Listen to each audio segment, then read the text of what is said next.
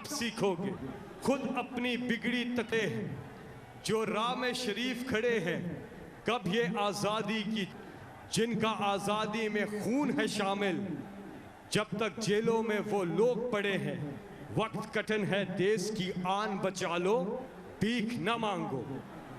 अंग्रेजों के पिट्ठू कहलवाना, अमेरिका के तलवे सिलवाना, आज तलक इनके धोखे। इमरान खान इस कौम की खुददारी को, खुद मुख्तारी को, जिनसे थोड़ी देर पहले आपकी मुलाकात हुई थी, जनरल सेक्रेटरी पाकिस्तान।